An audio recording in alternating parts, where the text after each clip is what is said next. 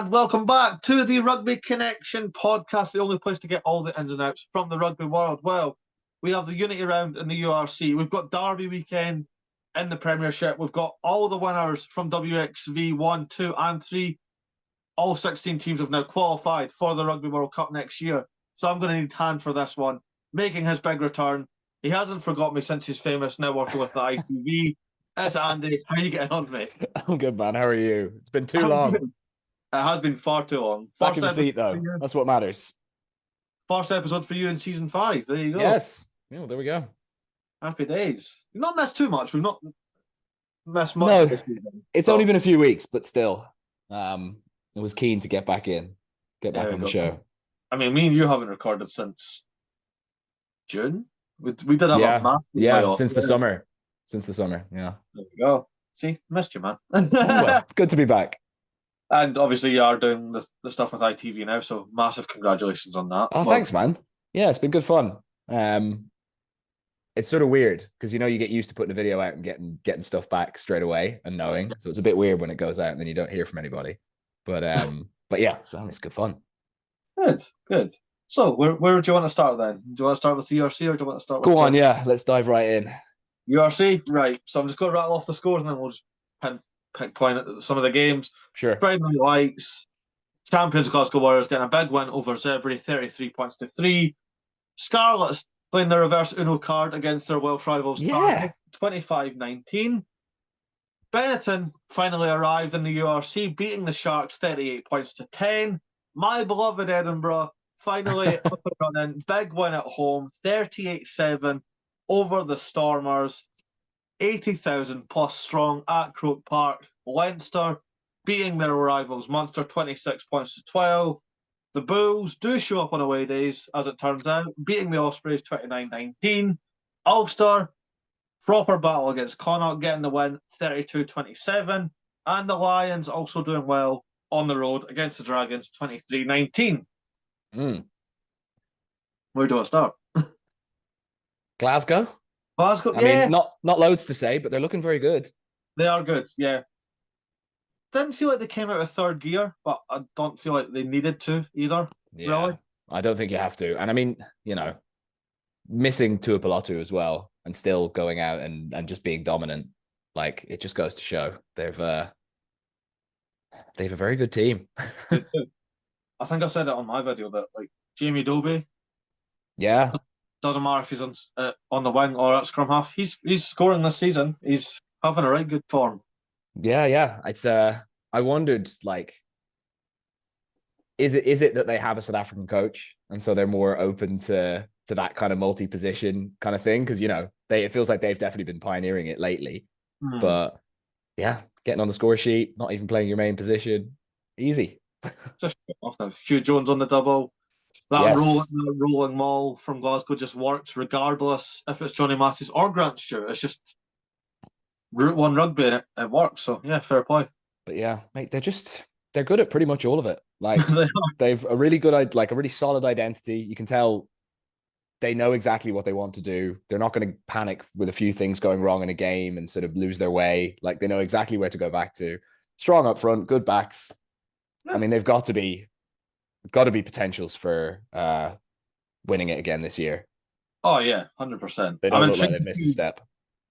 I'm excited to see how they do in Europe because obviously that's been their big chip on the shoulder for a while. But like they should have beaten Quins in that knockout game at the Stoop last season. Like they were the better team in that game, and I don't know if they would have then gone to Bordeaux and done what Quins did, but true. But you'd like to see them have a run. Because like they're definitely a good enough team. I mean, geez, they've half the Scotland team. Like they're definitely a good enough team to go and have a run. And there's going to be more players getting capped from Glasgow. Like Tom Jordan, especially, I think, is going to get capped this autumn. I think Josh Mackay is going to be available come the Six Nations, which could come in very handy as well. Yeah. So time will tell, but it's all on the up for Glasgow. They've really really brushed that opening round defeat away very quickly. Yeah, because they were a bit sloppy in that game, weren't they? Like they conceded a charge down try, and like I do think one of the things that's for the big teams anyway that's nice about the URC is you can lose a couple games early on. It doesn't really matter. Like business end of the season is where it really counts. Absolutely. I mean, like you said, losing a couple of games in a row. That's Edinburgh won their first game, so Yeah. anyway, Feeling better about life after that. I feel better now. Yeah, not so much about the Prem, but we'll get into that later on. Yeah, no, it was good. It was proper dominant as well from the forwards as well. Yeah, Like Ben Muncaster. Oh my god, he took that first score well, didn't he? first try was He's only 23. Is he? He turned 23 at the weekend. He's a big lad. Big lad. Met Ruben van Herden of the Stormers after the game. Oh, nice. I've never felt so small in my life. I felt tiny. He is an absolute mountain. What do you think's going on with their patchiness in general? Like I know in this game they had a couple of disallowed tries. They might feel like it could have been different, but overall the story with the Stormers is like class on their day, but variable. It's got to be a mentality thing, surely. I don't even know because like the team was not stacked. It wasn't it wasn't their strongest team, right? But like Leo Lanzas on the wing is still an incredible player. Damien Willems at 10. We all know how good Damien is. Ben Jason Dixon at 7. Like it's not a weak Warwick Gallant. It's not a weak side. You know? Andre Hugo Venter was at hooker. Yeah. He came on at half time though, so I don't know if that was an injury or. I mean, must have been surely. But Ben Jason Dixon looked invisible, which is insane to say that. I mean, if you think about what he's done over the last, I don't know how many months, right? Like, was he involved against Ireland in the summer? I can't remember, but he was definitely involved against Portugal in that friendly. Then he did all the traveling for the rugby championship because he played in the away game in Australia and the away games in Australia and the away game in Argentina. And then straight back to Europe, straight back into training, and then on the plane to Scotland for what I assume was a cold night in Edinburgh. It's probably pretty difficult with all those miles in your legs. No, it wasn't too cold. No, it was okay. It did have like a feel of every weather. So like the sun was splitting the trees, and then it was forcing down with rain a minute later, and then stood up a little bit, and it got a bit cold. It was typical. I'll tell you what. If I had won the rugby championship after all that travel, I'm not sure I'd have been that up for it. I'll be honest. Yeah, no, I agree with that. Hats off to him for that dedication. Yeah. Massive win for Edinburgh, though. Yeah. Really needed it. Definitely needed it. Darcy Graham back on the score sheet. Yeah. Masesi Tuipulotu starting to pull the strings like his brother. So funny how much... And like in his body language and stuff as well, how similar they are. Yeah. Like Weakish. G'ing everyone up and hyping everyone up the same way that his brother does is great to see. There's a clip, if you just go back and watch the highlights. The first try Edinburgh scored, it was disallowed because Grant Gilchrist dropped the ball. But you could see Masesi in the background. Yeah. The ball's not even near the try line. Crying on it. That's awesome. Up to winning ways, finally. Benetton, just sticking with the South African theme. Yeah. Jeez, what even happened there? Fair play to Benetton, because they were unreal, and that is the Benetton that we all sort of grew to last season, but... They had to win a game soon, right? Like, they've had not a great start. I did think the Sharks, with the travel, and the Sharks had to give everything to win at the Dragons the week before. Like that was, what was that, like an 83-minute game? And they scored right at the end. So maybe it was just like the burden of all the because also the Sharks had that game in Connacht, which they were in it right until the last couple of minutes. Connacht pulled the comeback on them. So like I think they were just exhausted. You know, it didn't look like they had a huge amount of energy. And Benetton looked so sharp, you know? And I think that's the benefit of they'd lost the game against Leinster the previous week after like 35 minutes or 40 minutes. And you can kind of just, you know you're not going to win the game. So you're not giving it 150% at that point. And yeah, they just look fresher. They did, absolutely. I mean, Brex, sensational. Rhino Smith, killing it. Yeah. Can he get capped by Italy? Is he eligible? I don't know. It's a good question. Because I wouldn't say no. Oh no, if I was Italy, I certainly wouldn't say no. I'd be very. Although it sort of feels like they've gone past that. Do you remember Oh yeah, who was the New Zealander they used to have at 15? Was it McLean? Luke McLean. Yeah. Yeah. Like it felt like that was what they did when they couldn't develop players, but they have a good little production line now. So I wonder. But I mean he's definitely worth it, right? And if he keeps Who playing they like got? that. They got on that one? They've got All Blacks, they've got Georgia, and they've got I want to say Uruguay. I could be right there. I don't know. I'm not sure. But Kent Reno Smith in for at least two of those games. Yeah. There's a couple of players actually in that Benetton team, aren't there? Like Oh yeah, it's did stat. Paolo Odogwu never got capped for England, did he? No, he's out of the cap already. Oh, he is. Ah, okay. He's capped, yeah. Yeah, interesting. I love that try by him, by the way. Just the proper back. It was a proper back yourself moment. Like Yes. he just went, "No, I'm getting this myself. Don't worry." Breck's just doing what he does. He's such a good player. He's a very good player. Alexander Isakor in the back row. Yeah, Big yeah. boy. I like him. I'm a big fan of his ever since that. You remember he went viral, that speech he gave before one of the under-20s games? They recorded Yeah, it. Yeah, yeah. Been a big fan since then. love that. It's just a good team. Like you see it on paper, and I'm like, this is a good team, and I'm glad Yeah, they are winning ways. Yeah, it's good. yeah. How about Cardiff and Scarlets? Did you see that coming? I thought I Cardiff would win don't that for see that coming. sure. No, I did not. Based off how well Cardiff have been doing, Yeah, considering they went from like 15-0 down just a couple of weeks ago against the Scarlets. yeah. I was like, yeah, Cardiff's got this in the bag, and yeah, no, they didn't. Oh, Johan Lloyd, Oh, he's so good. He mate. is. He It's is. not every day you see people like legitimately ducking under tackles.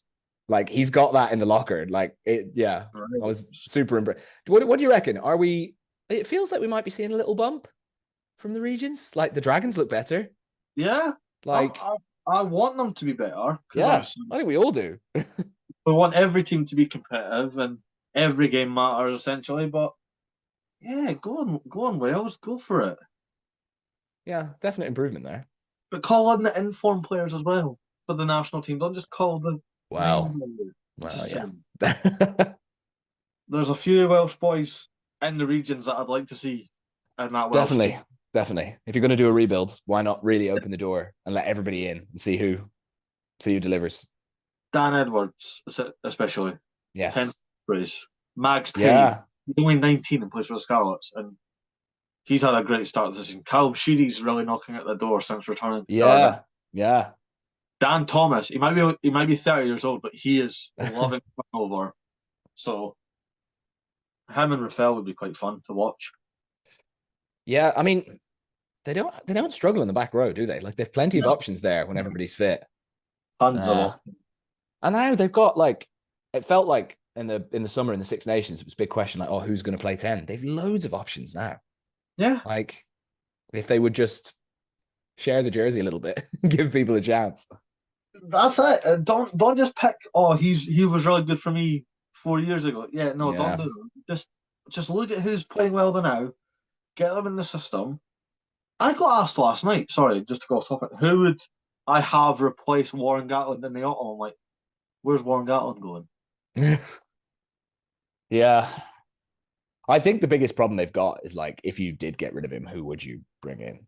Like, who's the outstanding candidate? Kind of just said Booth from the Ospreys, just because I really couldn't think. And I was like, Ospreys got to the playoffs last year. Yeah. Why is he leaving the Ospreys? No clue. Because it seemed like, project was paying dividends. Like, because I feel like I remember from the announcement, it was about like continuity and they sort of felt like it was the right time for him to step aside. But I mean, it doesn't look that way from the outside. Strange. Yeah.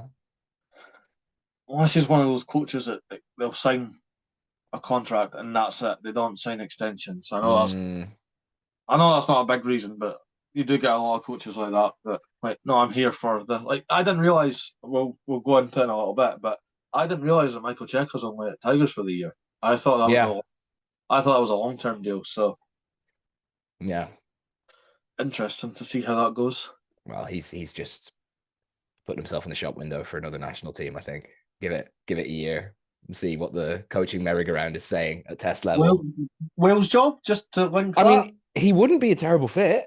Like, I can see it. It'd be interesting. Checker Yeah. for the Wales job. Yeah. I don't know what sort of contract Gatlin's on, though. I don't know if they can afford to get rid of him. Can they afford anything? No, not really. Who knows? Well, time will tell. I'm excited though. Yeah, no, Wales teams are starting to look good again. Going to finish off on Ulster though. Oh, hang on. We got to do Leinster and Oh Munster. no, sorry. Yeah, no, sorry. Yeah, I completely forgot. I actually overshadowed that. Sorry, my apologies. 80,000 strong for Yeah. non-national rugby. And then a crazy game. Yeah. In lots of ways. Yeah, Leinster ran away with it very early on and then just kind of. Yeah, then they took their foot off. But Munster really competed after that. Like, yeah, strange. And I think, some refereeing stuff Munster fans can feel pretty annoyed by. Being wrongly reduced to 14 men. There was a knock-on in the build-up to one of the Leinster tries. Try that was disallowed for the forward pass has a lot of people quite annoyed. I did think it was a forward pass, though. I'm going to be honest. Fair enough. But yeah. The pantomime's on himself. R.H. Snyman. Yes. Getting over the line. Of course he was going to score, wasn't he? He couldn't write anything. Yeah. And in one of those, like I said it in my video, if Leinster can play like that, like the way they did in the first 20 minutes, if they can harness that and play like that for, an hour, like they'll win. They'll go far this season. That was really, really good stuff. The intensity was amazing. It was helped that Munster couldn't nail a line out, couldn't exit properly. It just felt like everything went wrong for them in the first sort of 15 minutes. But fair play to them. They did recover after that. It was impressive. Yeah. And how about the Mike Haley try from a Gavin Coombs kicking behind? How often do you see that? Loved it. But people go like, oh, what does Gav Coombs need to do to get into the Ireland team? I was like, do you realize how hard it is to get into that back row? When Caelan Doran is his competition. I can see how Munster fans would be like, but then it's like Timoney's always in the squad, right? But that's because he covers multiple positions. Yeah. I mean, Coombs does as well, right? He can give you second row, but I guess they feel they've enough cover there. It's so difficult when you get to that level and there are that many good players. Like in any other era, you have to think Coombs would have played quite a few games for Ireland. If he played like 5 years earlier, yeah, easily. But right now it's pretty stacked. Yeah, but competition makes players better. Yeah, although in that game it looked like Baird and Conan picked up injuries, so maybe there'll be space in that Ireland squad in November. Who knows? Obviously, you don't want injuries on any player, but if that helps you in your career, then yeah, it must be strange because you presumably all those guys as well, and you must be like, oh, I'm gutted for them, but maybe it's a chance for me. But how are you, mate? You getting better? Good. Yes. But just because you mentioned Nick Timoney, Ulster versus Connacht, what a game that was. Yeah, brilliant, wasn't it? I love the fact that was it Ben Murphy scored? Yes, against his dad. I love that. There was a great sniping try for each of the scrum halves. John Cooney does this really annoying thing that he'll put in like standout performances. And I'm like, yeah, but you're not getting near that. Again, you're not getting near that Ireland team because Jamieson Gibson Park is on a different level. And John Cooney, how old is John Cooney now? Like what, 31? He's in his 30s. It's difficult, isn't it? Because Casey, I feel like over the last year has gotten so much better. Like Casey's like really firm number 2 now, and he's obviously the future, right? He's a young guy. He's going to be around for a long time, and Gibson Park is just different gear. So, and I mean, Caelan Blade was ahead of Cooney, and now Ben Murphy seems like he's ahead of Caelan Blade. So, what I love about it, if there's a bolter for November, it's Ben Murphy for me. Yeah, like he's looked so good so far. Like definitely throw him in. Like put him on the bench against Fiji. Oh Give him 15 minutes at the end of the game and see what happens. Like have him have him on the bench against like Australia. If need yeah, be. you could do. Not trying to underplay Australia because well, they're ranked below Fiji at the moment, actually, aren't they? So maybe. yeah, go for it. Yeah, bugger it. Why not? Fiji. Who you've got? Fiji, All Blacks, Argentina. So it's All Blacks, Fiji. Who's in the middle? There's another game. It's All Blacks, might be, and then Australia at the end. You can get a good, decent amount of game time in that series, yeah. Yeah, for sure. There you I'm go. gonna have a look who we've got because that fourth game is annoying me. There you go. You had it. Ben Murphy, Ireland voter. I like that. Oh, I'd love to see it. It is Argentina. You're right. Yeah, good. Yeah. Oh, that's right. Yeah, because the plan was, I think me and you were going to go to the All Blacks game. That never hit general set, and then Right. quickly seeing that Argentina was also a Friday Night Lights, I was like, Yeah. oh, I can do that. And then I texted my other friend, who's based in Leitrim, and he went, "No, that game's sold out." I was like, "Oh, come Right. on!" Love no money. You can't get tickets. It's so difficult. Mm. Argentina's like, especially after the rugby championship, that's another blockbuster now. Like that's it's not a smaller. Yeah, that's gonna be awesome. I'm looking forward to that. A lot of the series overall is quite tasty. Oh, for sure. For sure. Like It's getting to that time of the year. I'm all excited now. man. We're only 2 weeks out. Only 2 weeks out. It's exciting, but Yeah. we'll move. We've still got URC, so we'll move on to the predictions for round 5. 2 games on Friday night. We have Ulster versus Ospreys. Ulster at home, I think. Yeah, in Belfast, I'll go for Yeah. Ulster, yeah. Especially after that performance against Connacht. Yeah, they needed that win. Yeah. That was big for them.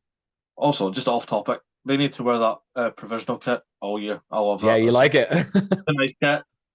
I really slated their home top, the all white one. I wasn't a fan of that. So when they released the provincial kit, I was like, ooh, yeah, wear that. Go wear that a lot more, please.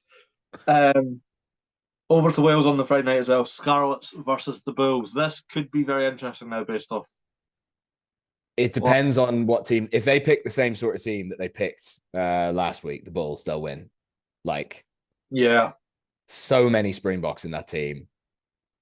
If it weren't for the red card, I think they would have won that game by quite a lot more. They'll keep them out within 10. So yeah, because they are all across, aren't they? They brought Aronsa, Moody. Yeah. Did you see Papira's try? Yes. The wheels, like unbelievable. Could he be a Springbok bolter? Like everyone's talking about Cameron Haddicombe, but they've got so many nines. That's the only thing. Like, I mean, you would think he's earned a shot, right? Like, but they just have so many nines. Yeah, that's what that is. Again, if you were in a different time period, probably. Yeah, probably. Yeah, exactly. Rugby's just good enough, and everyone has depth. So, yeah, well, no one has depth like they do. That player pool, maybe the French, but that player pool is massive. Maybe. I think the French have lots of players, but I don't think they have the quality, do they? They don't have as many. Yeah, they have like a first team, and then you get down to the B team. Although, French nines, like there's plenty of French nines. Oh yeah, plenty of quality out there. But yeah. I imagine the Bulls would be too strong for the Scarlets. I'm going to say the Bulls. Yeah. What's the Scarlets proved me wrong for the second week in a row? Yeah, that's true. Zebra versus the Lions opening Saturday. Yeah, that'll be Lions. It's got to be the Lions. I think Zebra had their big win, and that's it from them. Yeah. Really. Which is sad because it's still very early on this season. But I reckon they'll get a couple more. I still think it'll be better than last season for them, but they don't look ready to start stringing performances together yet, do they? No, I just said I think they gave everything to beat Munster, and they're now absolutely knackered. They've been thumped the last season, and I can't see that stopping yet. Yeah. Over to South Africa again. We're back in South Africa. Sharks are hosting the champions Glasgow Warriors. Now, this is interesting because, like we've just said, the Autumn Nations is 2-3 weeks away. Yeah. Do you go full whack? Do they have all the Springboks back now, the Sharks? Is everyone... Yeah, I think so. I'll be at home. I'll be at home as well, so you will have coolie seats. With the way they've started, surely they have to go full whack. Surely they have to try and win this game with everybody. Surely. Even Sia. Yeah. Surely you have to go for it. Like, for it. Big test for Glasgow. But yeah, I was going to say, if you're Glasgow, how strong are you how strong are you allowed to go as well? Well, that's a good question. Are you allowed to bring everybody on tour? I don't know. I kind of had the idea of you can maybe go full whack against the Sharks and then have like the more senior players rest against the Stormers next week. Yeah. Although, if you were going to target a game, you'd target the Stormers, wouldn't you? Like, if you look at those two matches and you think both teams going full bore, you've got a better chance of getting something out of that Stormers game, I would think. Well, either way, do you know what I mean? Like, rest senior players from one game and then... Yeah. Well, interesting. It's impossible to pick these because you just don't know. You don't know what sort of... I don't even know who's touring it. I just think because the Sharks need it, I'm going to say the Sharks. Just because I think whatever Glasgow do, the Sharks will go strong, I think. I imagine the Sharks they always go strong at home. Yeah. Which I think rubs a lot of like the Northern Hemisphere based fans when it comes to South Africa. So yeah, but look, everyone's managing their players, everyone's doing what they can, right? Yeah. I'll go Glasgow just because they are doing really well. They are. Look, they're not. It's not beyond them to go and get a win there. Oh no, 100%. Yeah, I just think I have a feeling they might target the Stormers. Or I mean, look, they could surprise us. They could go full for each. They could try and win both games, and they've got it. They've got it in the locker. You know, it's going to be a game to watch anyway. I'm definitely going to keep doing that. Staying in South Africa though, rolling it back to the 2022 final. Stormers Munster. The Stormers have a bit of a psychological thing about Munster, don't they? They don't beat them. Munster love a South African player. They're the only team that's like, let's go. Interesting one, that. Depends what Stormers we get, I suppose. Depends what Stormers you get. The injury list that Munster keep getting. Yeah, it's difficult for them at the moment. I'm going to pick Munster. You have to pick Munster. Munster love a South African player. But it's one of those, like, that game can go either way. So much depends on selection, on who's fit. And, you know, if Munster can ride their luck. Yeah, I think they can do it. We'll see. It's going to be fun. It's going to be physical. I'll tell you what, they played really well the first 15 minutes aside against Leinster. If they can play that well and they can actually finish off some of the opportunities they get, you know, there's no reason why they can't win that game. There you go. Love that. Next one. I'll be there loud and proud. Edinburgh versus Cardiff. It'll be a fun game. Yeah. I think Edinburgh, right? After winning last week. Oh, surely we're on a roll now. Back your team as always. It's not going to be easy. Cardiff have really impressed me this season. And they have a lot of good players. Yeah. They'll be itching to get back to winning ways after tumbling against Scarlets. But no, back your team. Edinburgh's getting a win. 2 for 2. Get a momentum building. Next one could be a lot tighter than people anticipate. Dragons versus Benetton. Yeah, I think that could be a lot tighter because Dragons haven't played bad, really. No, they've looked good. Like, it's a tricky one. I think Benetton being on the road, I think the Dragons might win that. I'll go Benetton just to keep it interesting. Keep it interesting. Do you know what? The Dragons deserve a home win. Like, they've been really close against the South African teams and they've played well. And it's just been like little bits not quite coming together that's cost them. Like, I hope they win this game. I love Benetton as well, but Dragons deserve a win. Proper underdog battle, that. Yeah, isn't it? It's going to be fun. I'm excited to see like Tain Basham versus Isakor for one. Yeah. Battle on the break. That's a fight I'm into. Who would win in a fight? In an actual fight, who would win that fight? Oh, mate. All I know is there'd be serious damage on both sides. Just a draw. You're both finished. Good old Irish derby to finish off, though. Yes. Connacht versus Leinster at Galway. Yeah. I've always had a soft spot for Connacht, but nobody's stopping Leinster at this moment in time. Yeah, I mean, it's an interesting one. I feel like the last couple of seasons, games at the sports ground have been between these two. It's been close. Like, I think last year, wasn't it only like a Frawley scored a try with the last play of the game to get a win for Leinster down there? Like, they push us. They've pushed us there before. It depends what team we pick. But Connacht look so much fun so far this season. Like, they're always fun, but adding Ioane and Ben Murphy has really upped the stakes a little bit. I think it'll be close, but I reckon. Remember, somebody saying something really silly to me the other day that Mac Hansen hasn't been the player he was since he got injured. I'm like, well, yeah, that's kind of how injuries work.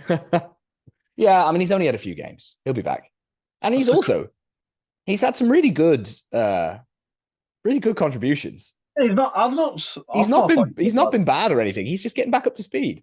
I think it means because Mac hasn't scored yet. That's Fair. Probably what that's coming from. Which, so what? He was very good against the Sharks. He was good in that Munster game.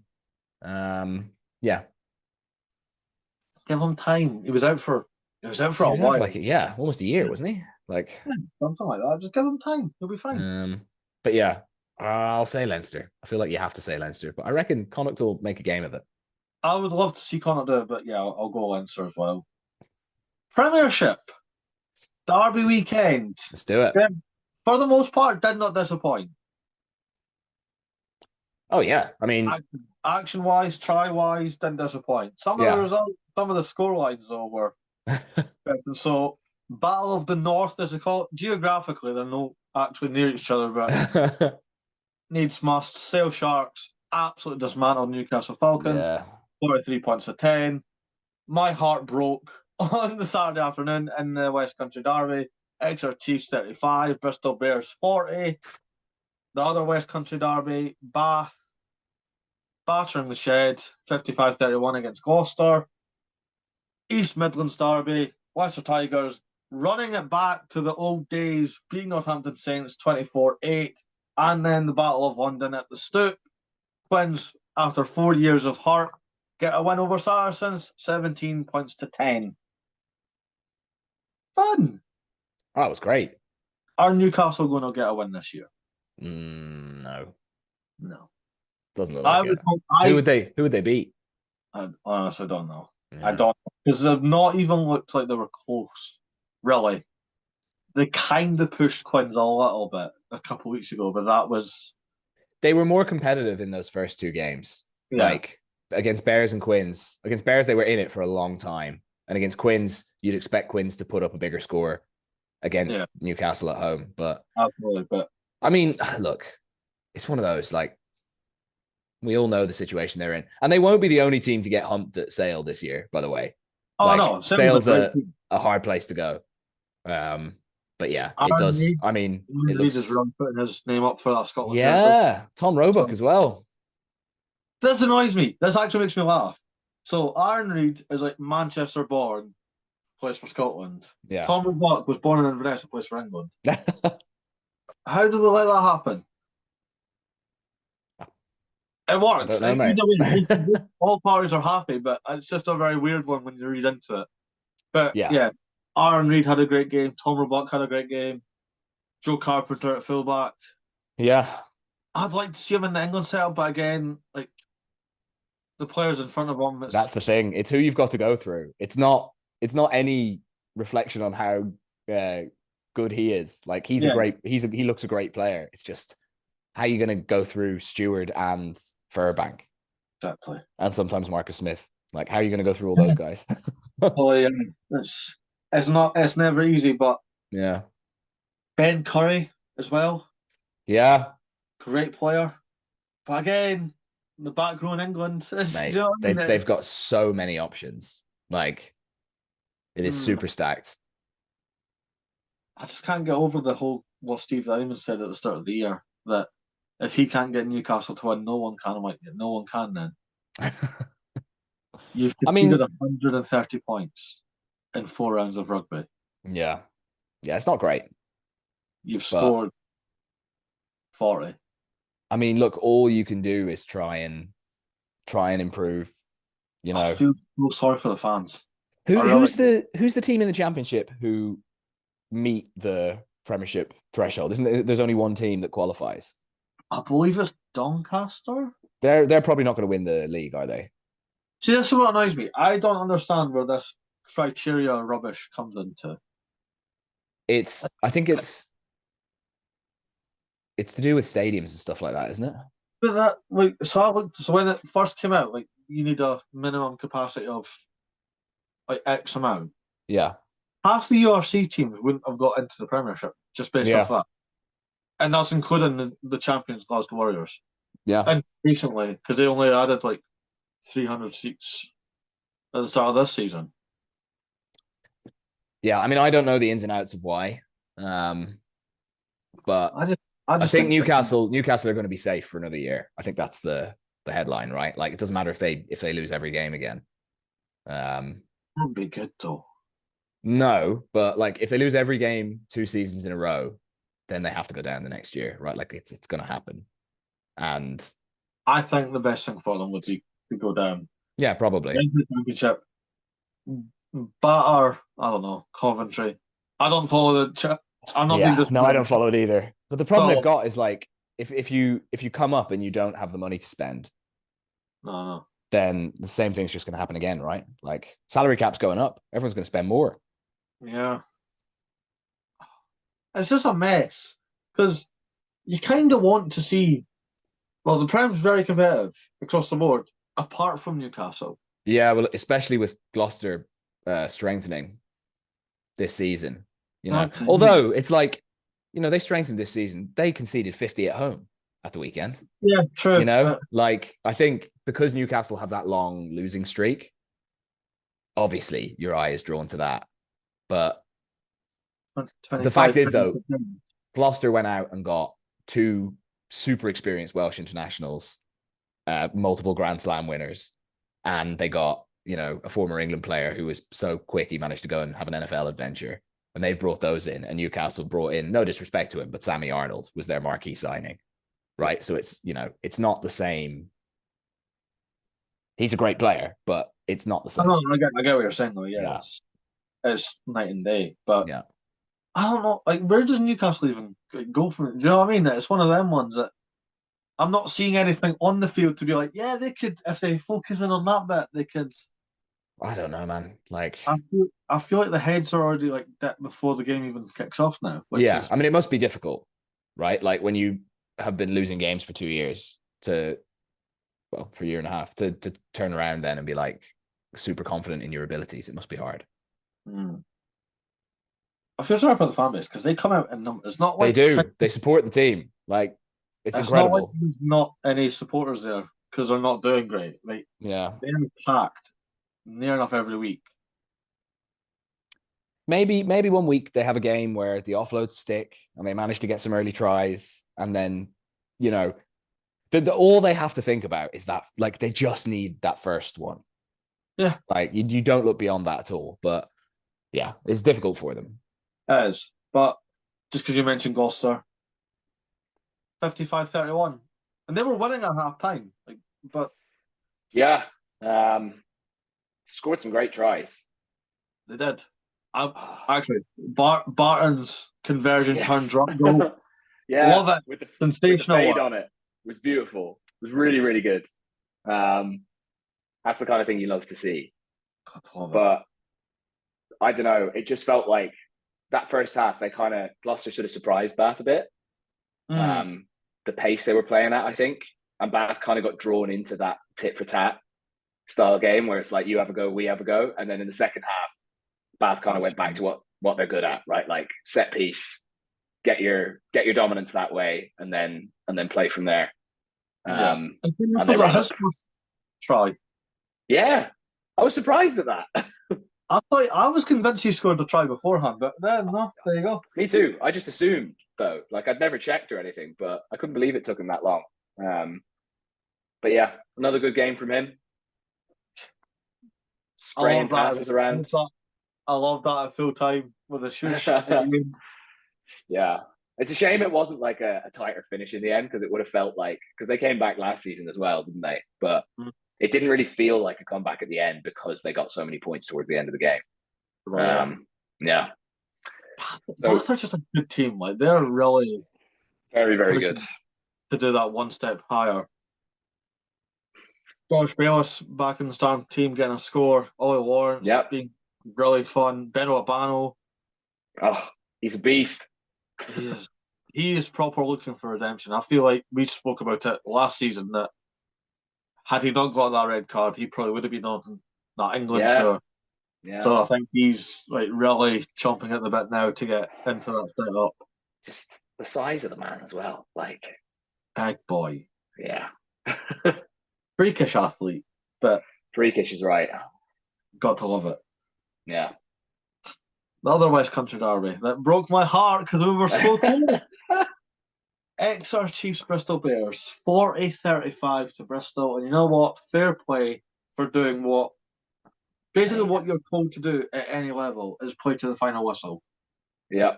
Bristol Bears had Gabriel Ebitoye, 8-minute hat trick. What? They're just alive to opportunities all the time, you know. And if you give away yellow cards, they're so dangerous if you're a man down. Because like the way they keep the ball alive, the way they're always looking for the offload or looking for that next pass, like if you give them a little bit of extra space, they're so dangerous. Like the way they work the short side against Chiefs. I'm annoying me at this point, yeah. Yeah, like I mean that felt like a sort of bit of analysis where maybe they'd realised that Exeter weren't as hot on the short side as they should have been, but like just brilliant scores. I'm glad you said that because Ebitoye scored his first try. Fine, it happened. He scored 3 the exact same way, and nobody's marking him. And I'm like, what are we doing here? But that's what I mean. It'll be like a systems error, right? It'll be something they've noticed, and then if you're down to 14, obviously it exacerbates anything like that. Yeah. But I mean, like for the 3 tries, the kick from McGinty, absolute class. The step on, is it the second or the third one? I can't remember. But from Ibitoye, just unreal. Like, pretty good. Yeah, crazy. But again, and as a common theme this episode, like, how's he not an England setup? Again, because of who's in front of him. Yeah, that's all it is. And a lot of it's just timing as well, right? Like, I remember when he came through at Quins weren't in a great place. No. And so you don't get that exposure that you need. Like, you're not winning every week, right? Which you need to come into a team that's doing well to really make your mark, I think. And then he went off to France for a little while, back at Bristol. He went to Israel as well, did he not? Was that? Did he? I'm sure. I might be the wrong player, but I'm sure he went. So he left Quins. He went to France. They had a fallout with whatever team he was at France. He went to Israel, of all places, to play. And then went. I didn't even know they had teams there. But I'm sure it's Ebitoye. Double check, but wasn't all doom and gloom for Chiefs. I mean, Manny Field getting 2. Paul Brown Bampo. You all thought how good and breakthrough Field was last year. He's at this year. Franco Molina. He looks like big, fast, powerful guy. Like huge. He looks like he's got it all. Yes, I was right. There you go. Gabriel Ebitoye. Yeah. Went from Harlequins to Escher to Agen, Montpellier, Tel Aviv Heat to Bristol Bears. There you go. Oh, wow. Who knew? Well, you did, but the rest... Yeah. But, yeah, it wasn't all doom and gloom. Franco Molina getting his debut. I'm so glad we've signed him. What a signing that is. Yeah, good player. Jacques Vermeulen back in the mix as well. But we're still winless. We've not won a game all season, and I don't know what's going wrong, because it's not like can't say, it's a younger team, because we did that last season and they've now got more experience. You know what though? There was no expectation last season. True. Yeah, that's a good point. Yeah, I think. And then now there were players last season that people weren't that aware of, and now like everyone will be doing their video sessions on Faye Waboso. You know, everyone will be doing. Everybody will be knowing what to expect from Exeter, and Slade missing is massive. Slade. I didn't think it was. I know it's good. It's always a big deal when you lose a massive player. I was like, no, we're good enough. I didn't realize how much of an impact Slade actually has on the attack. I think it just shows you like how much he's capable of doing. You know what I mean? Like, I don't think it doesn't reflect poorly on Exeter or anything. It's like if you take a guy who he's your kicker, he's leading the defense, he's calling most of the shots in attack. You know he's whoever's playing 10, he's in their ear the whole time. Like, of course. If you lose a player like that, it's tough. Yes, but just because you're on about kicking, Josh Hodge on the kicking duties, he's done quite well. So it's not. It's not all doom and gloom. There is no. And look, there's 6 rounds before November, so whatever happens, you've got Newcastle away next week. You probably win that. I hope so. I don't think I could do it. I can't do an episode about beat the Chiefs. And then you've got Quins, right? And even if you lose the game against Quins, you go in with 1 win out of the first 6. It's then a break, and you've got so much time to try and fix whatever's been going wrong. I mean, so just look at Bristol last year. Their turnaround. Exactly. So like you can do a lot in an international break. So yeah. I think Northampton Saints could do with this break as well. I don't know. Again, I feel like they've just, because of the experience that they've lost. Yeah, some of that. It's Mitchell missing as well, I think. Like he really makes them tick. I heard this last night, and I don't know how true this is. Some people are saying that he could retire. I remember this happening with Conor Murray as well. And it was also a neck injury, unspecified. We didn't hear anything about what was going on because, the clubs don't like to put that sort of information out there. But, rugby players routinely face injuries where the potential prognosis runs all the way from you're not going to play again to you're going to be back. A lot of it depends how it reacts and if you need surgery or how it reacts to rehab and all that kind of stuff. But what I know is that they don't know how long he's going to be out for. Yeah, I was just going to say I've just typed it up and it says there is no timeline on his return, but don't speculate that he might retire from it. Jeez, nobody wants to hear that. No. But then, look, when someone's out for a long time, that always happens. So hopefully for him, he'll be back because he is class.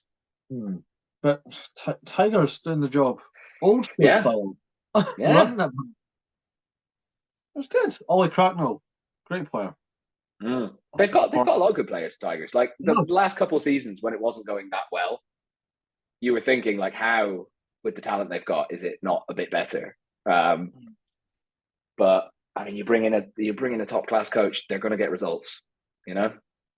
I'm more intrigued now because, like we said at the start of the episode, that it's a one and done for Cheika. Yeah.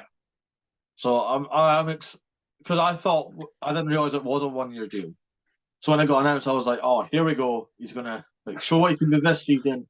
Probably win the Prem next year, and then. Well, it's one of those. The 1 year gives him flexibility, right? Like if he's not offered a job that's good enough for him at the end of the season, he can stay at Tigers for another year. Probably, yeah. Tigers or Wales? That's basically all. That's what I can think. I think I'd maybe stay in Leicester. I think you've more of a chance of doing your reputation some good there. Although you always think that, but like the margins at test level are actually so fine. Like it only takes like a couple percent improvement for a team like Wales to suddenly be way more competitive. So I don't know, maybe he could do it. I kind of want to see it happen now. The more we're talking about it, it'd be great. It'd be fun. Mate, I'd be up for it. Final game, Battle of London. Quins finally lifting the voodoo. 17-10. Wasn't the big high-scoring thriller that we expected. It was still a thriller, but in a very different way. It was brilliant to watch, yeah. Over 200 tackles made by the Quins. Finn Baxter, but he's only 23 years old, is ridiculous. No prop at that age should be that good. Yeah, he was class, wasn't he? Kenningham was great. Lennox Huge Anyanwu game. was great. Yeah. I think Lennox Anyanwu, if he keeps going, will be in the England setup sooner rather than later. Yeah. Alex Lozowski, I think with Henry Slade out of the mix, I think Alex Lozowski could really fill that 13 role. Yeah, he's got a shot for sure. He has, absolutely. Obviously, the big news out of that game, Andy Christie. Horrible injury. Very early on in the game. We've had Andy on the show, so friend of the show. Hope Andy's back sooner rather than later, but no, that was horrible. I'm not a squeamish person. I understand rugby is a physical sport, like you get injuries all the time, but oh no. And the fact the camera immediately pulled away. Yeah. You could see the faces of the players around him as well. Yeah. I was just gonna say that, Ben Earl, Mark Ricky on his knees. Yeah. It's horrible. Hats off to Christoph Ridley, though, the referee. Like, immediately stopped the game, immediately got players away from him. The medical team were straight in on him. And, it was nasty. I think the phrase I used it was horrible, and I don't like saying it like that, but like his heel was where his toes are meant to be. Such a shame for so many reasons. You know, like you just don't like seeing a player get injured ever like that. Like whatever's going on. But especially for someone who it seems like their stock is rising so fast, to see them have to deal with that is really difficult. But you know, what's great is like injuries like that used to be like, will they ever be the same again? But the medical science and the recovery process and stuff, they're so good now. Like they'll get him back. He'll be back stronger. He'll be all right. Absolutely. I did love the fact that it's already gone viral, but like there's the video of him watching in the hospital. He's literally sucking on gas and air. Yeah. Watching the remainder of the game on his phone. That is dedication. Got to love that. Amazing to see. Brilliant to see. And good to see like he was maintaining some kind of a positive attitude throughout, because that's, you know, mentally for that to happen to you is a pretty difficult thing to deal with as a pro athlete. So definitely wishes for a speedier recovery as possible. Absolutely. We'll do predictions for week 5. Friday night live on the Friday night. We've got Newcastle versus Exeter Chiefs. Come on. Surely my Chiefs are getting a win now. Yeah. You would think so. I can't even fathom the thought of Newcastle winning that. I don't know how I'd do an episode next week if that was the case. Yeah, I mean, it's got to be. It's got to be. Next game could be a lot of fun. Saints versus Sharks at Franklin's Gardens. Yeah. I think that's a tough one to call. That's going to be a lot of fun, though. I'm ready for that. Yeah. Yeah. I'm trying to do you give them the advantage at home? But Sale? I think I'm going to go Sale. You going to go Sale? Yeah, no, I am going to go Sale. You know, I just think Saints just look a bit like it feels like they've lost a bit of confidence in the way that they're playing, you know? Like it worked so well for them last year, and I just think Sale will be able to beat them up a little bit. You know what, I'm with you on that, yeah. I don't know, it's too hard. It's difficult though, because I could so easily see Saints like pulling a performance out of the bag and actually winning. Like the margins are so fine between some of these teams, and you know, sometimes you get scorelines where it's like it's even a 15-point differential, but the game's actually been really close and it's just swung on a couple of moments. I could see this being like that. You know what? Just because of some of the injuries that teams have been hit with, I'm going to go for Sale Sharks. Yeah, I think if I'm going to pick an away win next weekend, obviously outside of Newcastle, that's going to be it. Well, next game. This is again. They're all fun games in their own way. But Bristol versus Saracens. Yeah, actually, I'm going to pick 2 away wins because I think Sarries will win this one. You think Saracens will win that? Yeah, I just think they're a bad matchup for Bristol. Like Bristol like to keep it loose and try and play open and all that kind of stuff. Sarries are flinging the ball around a bit more this year, but like a bit more structure to it, yeah. And I think like their game plan will be to go in and try and frustrate Bristol, try and stop them playing that way. And Bristol are also just due a loss. Like they've ridden their luck. Let's be honest. Okay, that's fair. They're due a loss. What a set. I really don't know because like their away form, Bristol are like sensational. When they're at home, somehow it's a bit more shaky when they're at home, which is strange. It's weird. I think like you don't get it in rugby as often, but you get it in football all the time. There are teams that, because they're counter-attackers, they're almost better playing away from home.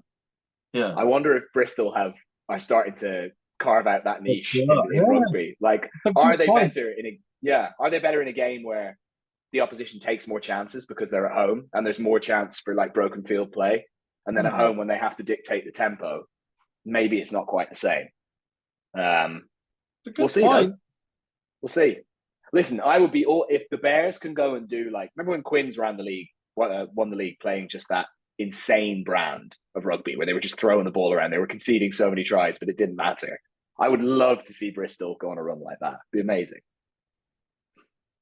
It's going to be fun. It is. It's going to be a lot. It's going to be loose. It's going to be frantic. Yep. I fancy the Bears. I feel like the Bears winning this game would solidify them for the season. I feel like they could be like, okay, we're not here. And Sarries lost Christie and Gonzalez at the weekend. Like, you have to as well. Christie certainly won't play. What do we know what the Gonzalez injury was? No, I don't even see the Gonzalez injury. I think I was too focused on the. Yeah, well, I know he had to go off, but I mean, maybe it was an HIA. Maybe he'll be okay. But I was being very selfish with Andy Christie one because obviously Scotland International. Thinking, oh no, who goes in now? But we're fine back row. Yeah, I was quite selfish on that one, so I didn't really notice the Gonzalez going off. Yeah, he had to go as well. Hopefully he's all right. Yeah, let's hope so. But no, I fancy Bristol just to edge it because if they do, it would probably put a stamp on where they're at. And they really deserve it. They should be in the top 4. They are a team that should be a top 4 team. Yeah. And they have been for a while. So, yeah, that's my reasoning. Next game, talk about your loose rugby. Quins versus Bath. Yeah. Marcus Smith versus Finn Russell. Beno Abano versus Finn Baxter. Oh, and Yamu against Lawrence. Oh. Smith versus Barbie. Actually, sorry, just on Quins. Did you expect Lee Halfpenny to play nearly as many minutes as he played so far this season? How good has he been? Love it. And I'm loving Age is just a number. Mate, how good was he under the high ball against Saracens? We all know how good Lee Halfpenny is under the high ball. He's supposed to be. People were talking about him like he was washed. Like, not washed. How good? Honestly, like, I think we looked up his age, me and the missus, while we were watching the game, and he's 35. And like, to have achieved as much as he's achieved, and to have played in as many places as he has, and to still have the hunger and the drive to get, smashed by Tobias Elliott and get winded on the floor and get back up and Elliott didn't do anything wrong. I just mean to still have the hunger for that at his age and to be going after it after such a long career. Like, it's unreal. Great. Unreal. I just love because the minute it got announced that he was signing for Quins, you had the same on your videos. People were like, oh, he's going to last like 4 games, he's washed, he's blah, blah, blah. He didn't because of injury. He's going to get hurt. No, he's not. He is revitalized. I'm not saying he's going to be a Welsh international because he has hung up that part of. But yeah, he's just going to be like Mr. Consistent. Brilliant. I love it. Love it. Got to love Lee Halfpenny. Yeah. There you go. Lee Halfpenny versus Tom de Glanville. This is a must-buster game. Yeah. I wonder if Quins have 2 big defensive performances in them in a row. I'll tell you what, if they do, if Quins do the Sarries hoodoo and then beat Bath, the playoff contenders, and everything I said at the start of the season is a load of nonsense. Anyway, don't matter because everything I've said at the start of the season was I said Chiefs top 4. That was biased. Well, it's a good question. Is losing, what have they lost now? 4 games. Yeah. Is that enough that they're out of the top 4? I don't think so. Don't fill me with hope, Andy. Don't do it. Is it though? Probably not. Because I think because everyone's going to beat everybody. Like Bristol were shocking last season at the start, and they so nearly made it. Packed their way right to the edge, yeah. But this year you've got honestly, I think it'll be Newcastle. Gloucester will be the gap will be bigger between Newcastle and Gloucester. Yeah. And Gloucester will take a few points off everyone else. But then literally everybody else will be... It's not going to be like Tigers were way off it when it came to the end of the season. You know, they got that massive win on the final day and it didn't matter. Like, it's going to be closer this season, I think. I'm excited already. Excited. Yeah, but who's winning Quins Bath? I can't tell. This is going to be the trickiest game to predict, I think. Well, we've already named like 5 head-to-heads that could go either way. So funny. I said if I was going to pick an away win, it would be. And now I think I might pick all away wins. Picking all the away wins. I have 1 away. No, I have 2 away and 1 home so far. I think Sale, Sarri, surely not. They're not all going to win away. I don't know, man. I don't know. I'll go. I'll see when I can't pick. I do the bias thing. When I generally can't decide, I just do.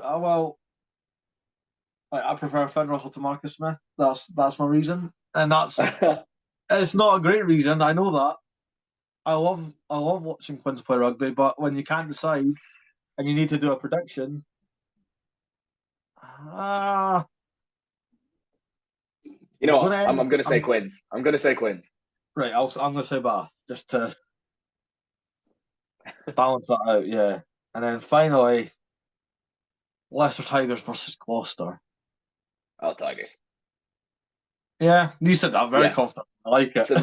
Some highlight, I think definitely some highlight reel tries from Gloucester, but I think Tigers. By the way, early sewn up for signing of the season, Thomas Williams. Oh, 100%, yeah. Mate, so much quality. Thing is, right, I knew it wasn't going to be a bad signing because it's Thomas Williams. He's a very good scrum half. Yeah. I didn't think it was going to be this good, though. Honestly, if for the whole rest of the season, they just give him the keys and let him do what he wants. Well, be like, you're our main man here. I'm all over that. Just stop doing the milk thing. I know that's an off-field thing, but stop doing the milk challenge. What's that? Do you not know about this? No. So when you sign for Gloucester, you have to do the milk challenge, and I think it's like 4 pints like sculling milk. Oh God. Yeah, that's rank. You have to have like 4 pints of milk in like 20 minutes, and you have to be able to hold it down. Not ideal. And if you don't, you shave your head. So see when you see like Thomas Williams running about with a bald cut. Oh, is that why he shaved his head? That's why like all of them are bald because mate, the way I would turn up with just a shaved head, I wouldn't even attempt it. I'd be like, lads, it's done. I'm glad you said that because Christian Wade actually did do that. He did he? He drank like 1 glass of milk and then went, no, just it's fine. Just shave it off, guys, it's fine. Yeah, so that was URC in the crime. just quickly want to dive into the women's game because we did finish WXV this weekend. Yes. All champions have been crowned. Spain winning WXV3, well done them. Australia, to my Spanish rugby on the ups. On the ups everywhere, man. Men's and women's. It's great to see. It's awesome to watch. The World Cup's next year. That's what this leads to because all the teams are now confirmed. You've got Spain winning WXV3. You've got Australia winning WXV2. England going back to back with WXV1. Have you seen their points ranking? Yes. 97.56. How do you catch that? People, whenever I do rankings videos, people are always asking, is there like a limit? Like, can you go above 100? And England are answering the question, which is that when you get so high that you barely get any points for beating anyone, it just kind of stops. 97.56. It's a good system that way. Like, I know people complain about the rankings, but that makes loads of sense. Like, not allowing people to build insane leads at the top, is it's a good system. You say that, but there is like a 9-point difference between like the top, first and second for the women's game. But when you think about if you offered just points for a win, if it was just like flat, England would be way over 100. Oh yeah, it'd be miles out of everybody else. Easily. Well, so all the teams are now qualified for the World Cup next year. I can't go to the final next year though because it is on my wedding day. So really? probably not advised to do that, but I'll try and get to some of the group games at least. This is such a weird. So the band's been done. And you can see their rankings. We have the top 13 teams ranked, which is awesome. Yeah. Then you've got 15th, then you've got 17th, and then you've got Brazil, who are ranked 42 in the world. I mean, fair play, well done for qualifying, but that's not going to be pretty. It's a strange one, isn't it? Very strange. But they weren't even, I don't even think they were in WXV. They won like a competition out with. Which is even stranger because nobody's really seen them play. And they're in the World Cup. Imagine Brazil for the surprise win. Brazil to go for a glory run. Why not? They can steal our hearts. Everyone loves an underdog at the World Cup. Yes, we do. The draw gets done live this Friday. I think it's on the One Show actually on BBC. That's quite cool. Exciting. Yeah, that's quite cool. Band 1 is England, obviously world number 1. Canada, Black Ferns, and France. Band 2, Australia, Ireland, Scotland, and Italy. Band 3 is USA, Wales, Japan, South Africa. And Band 4, Spain, Samoa, Fiji, and Brazil. Quite fun. Yeah. And I feel like any way that goes, there's going to be some tasty fixtures in all the pools. So for sure. Yeah. Like, it's in England, isn't it? It's in England. Yeah, it's a local one. They've got eight venues. Definitely going to make sure I get hold of some tickets for any games in London. There's a few in London. Finals in London, obviously. Yeah, well. I don't know if I'll get those, but yeah. You might be at my wedding. Who knows? Well. No, so the cities are Brighton and Hove. Never met your wife before. Imagine. Yeah, this is awesome. This is Andy. I've worked with him for like 2 years.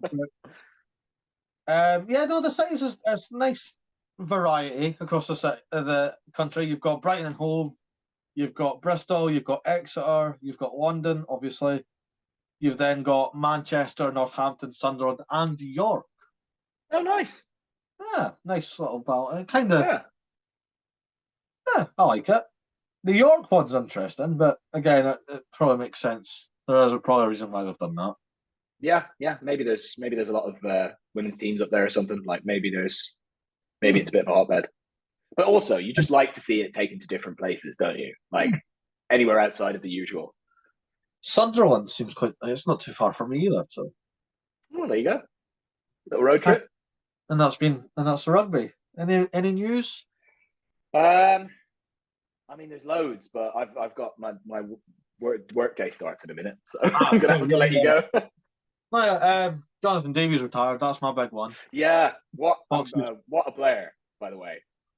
Like master of the fend-off. Oh my god, the All Blacks one, the famous one, the All Blacks one. Like I never get tired of watching that. Out of my way. Never seen a stiffer arm in my whole life. God love it. Foxy, great player, definitely in my lifetime. Welsh 15, hands down. Oh, without a doubt. You know, it's funny. There was when Brian O'Driscoll got dropped for the Lions for him at 13. There was obviously caused a lot of like consternation in Ireland. But I mean, you have to be fair and say maybe not in terms like O'Driscoll had maybe more sort of highlight reel skill moments, but in terms of being like a hard as nails test player who made good decisions and who like really brought up the level of his team by the stuff that he would do. Like he was an unbelievable defender, Jonathan Davis. I can't think of anyone what a player. Yeah. Seems like a decent bloke, yeah. Decent bloke, love Foxy. And if he's listening, I doubt it, but I'd love to get him on the show. Why not? You're not doing anything, right? No.